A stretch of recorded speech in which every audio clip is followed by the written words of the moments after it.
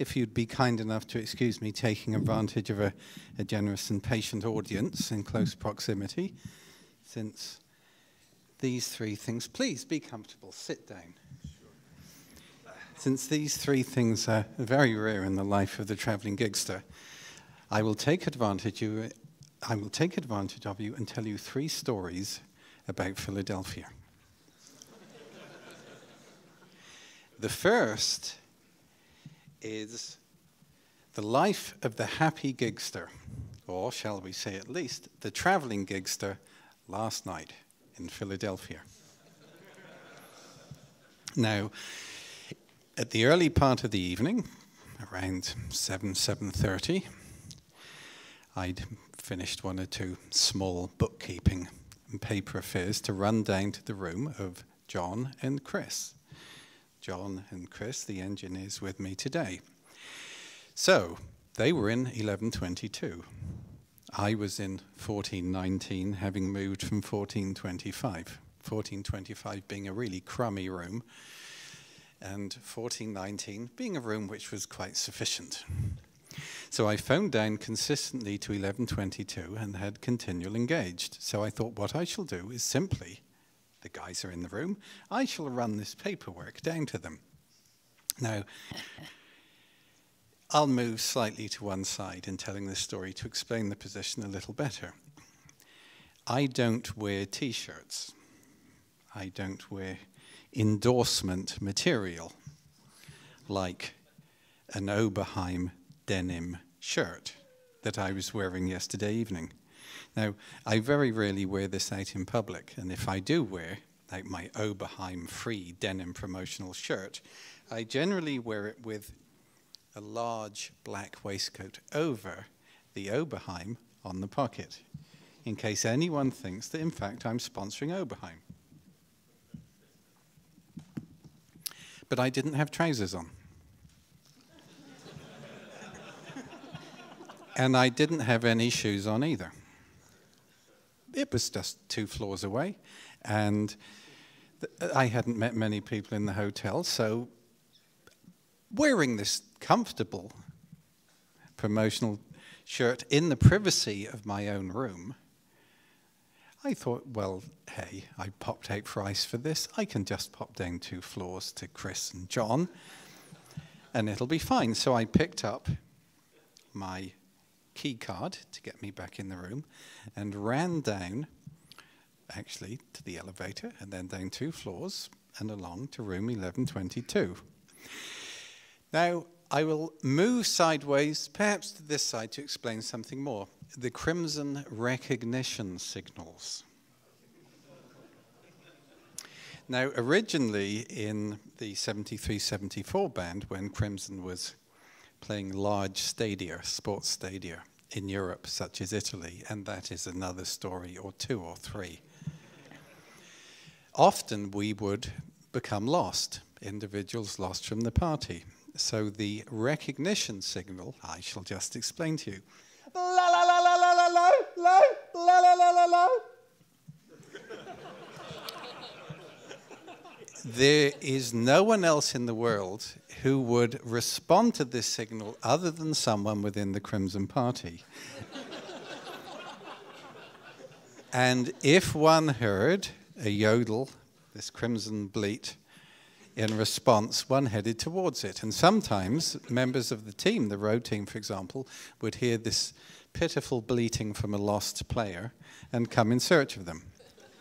Now, in 81 and 84, this crimson recognition signal morphed, to use current jargon, morphed into what is now better described as a crimson bleat, which is not so much help me I'm lost as, first of all, an acknowledgement in this form, oh,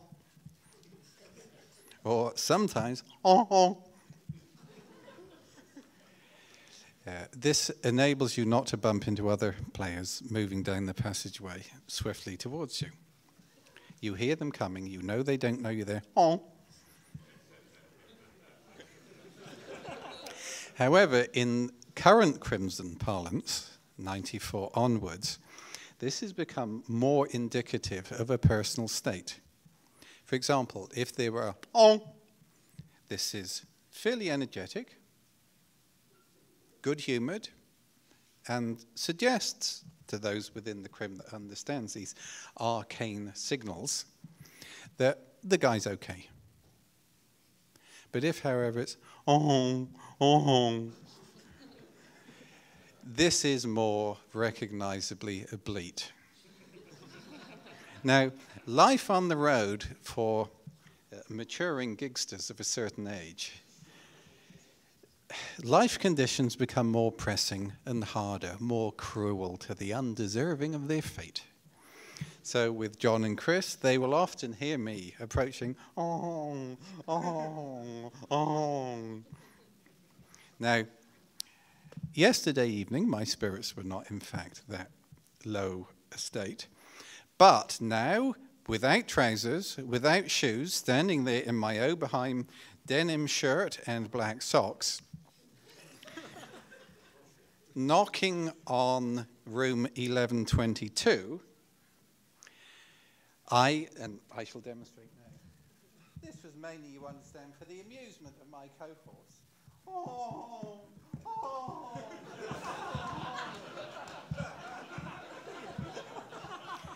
This was an exaggeration, but with humorous intent. So the guides would look through the keyhole of the door and see their traveling buddy hopping up and down without shoes and without trousers, bleating. The door opened and a very old lady with grey hair looked at me.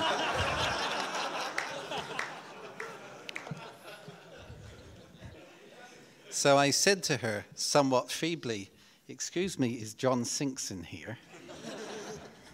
And she said, "No." So I went to the elevator, returned to my room, stood outside and inserted my key card, which had the name of the hotel on it.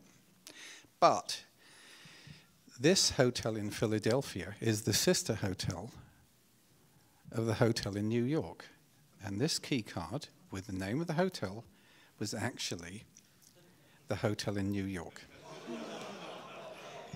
So I was now on the 14th floor without shoes, without trousers, promoting Oberheim, and looking very silly. Had anyone been looking at me? But of course they weren't. There was no one on the corridor. Fine. However, I needed another key card. So I caught the elevator down to the lobby, which at this time, about 7:45, was fairly full. And I walked up to the desk, and I said, "May I have another key card to my room, please? I've locked myself out." And the gentleman had, "Yes, of course, sir." And I said, "You can't see it, but I have on no trousers." And I could see out of the corner of my eyes people sitting, looking at me.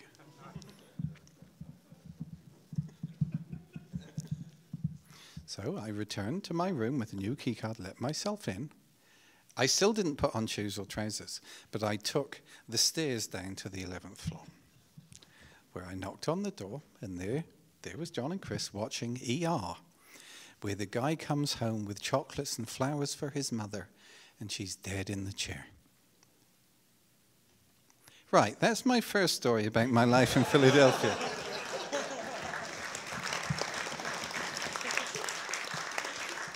Here is the second story.